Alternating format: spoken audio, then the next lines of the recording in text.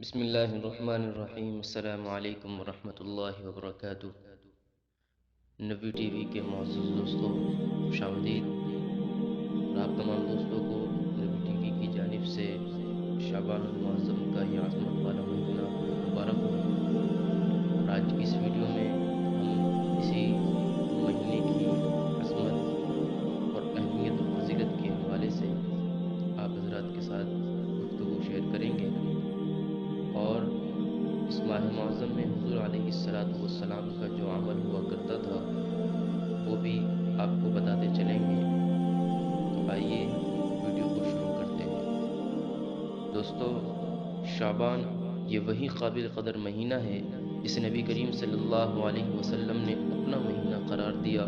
فرمایا شعبان شہری و رمضان شہر اللہ، یعنی شعبان میرا مہینہ ہے اور رمضان اللہ تعالیٰ کا مہینہ ہے۔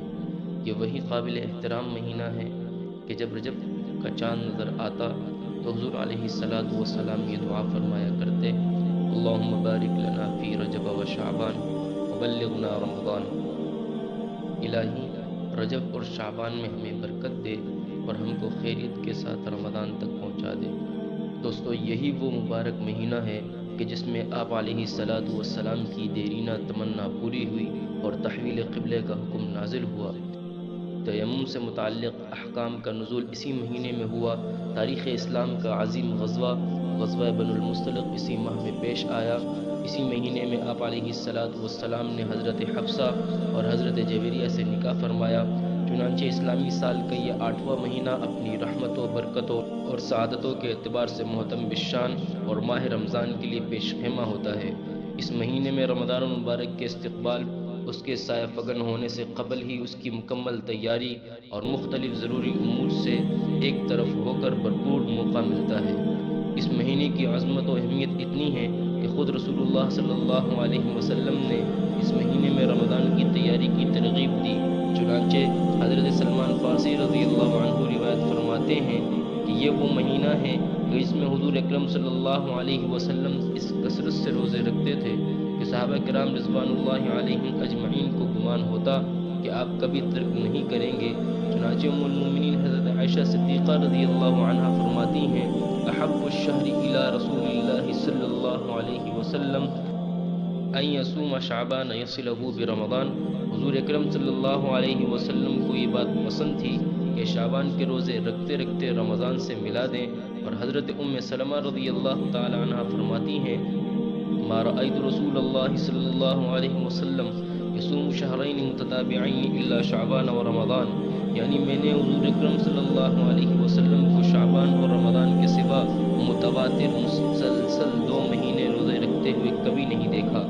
نیز اس ماہ کے فضائل میں سے یہ بھی ہے کہ اس ماہ میں 15ویں شب بھی ہے جس میں مغفرت عام ہوتی ہے، جسے میں اور آپ شب برات کے نام سے جانتے ہیں، جس کا تعامل صحابہ کرام، تابعین، تبع تابعین اور سلف صالحین کے دور سے منقول ہے۔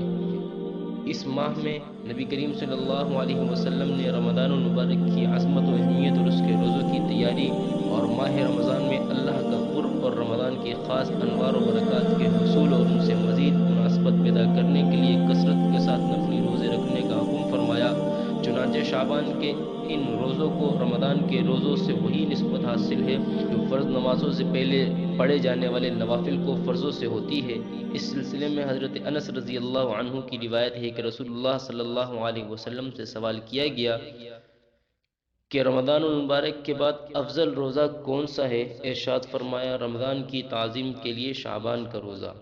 اللہ کے نبی علیہ السلام نے فرمایا: شعبان رجب اور رمضان کے درمیان واقع ہوا ہے، لوگ اس سے غفلت برتتے ہیں، مگر یہی مہینہ ہے جس میں بندوں کے اعمال حضرت حق جل مجدہ کے سامنے پیش کیے جاتے ہیں۔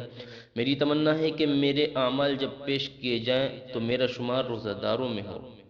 اور اسی طرح ملک الموت کو مرنے والوں کی فہرست دی جاتی ہے۔ حضرت عائشہ رضی اللہ عنہ فرماتی ہیں: حضرت صلی اللہ علیہ وسلم سے دریافت کیا کہ آپ تمام مہینہ روزہ کیوں رکھتے ہیں؟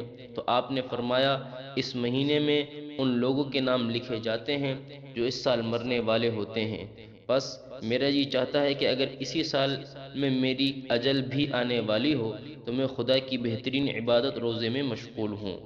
دوستو، اللہ تعالیٰ امت مسلمہ کو اس ماہ کی قدردانی کی توفیق عطا فرمائے اور رمضان المبارک میں ہمیں اپنے اعمال کے ساتھ جوڑ کر ہمیں اچھے اعمال کرنے کی توفیق عطا فرمائے۔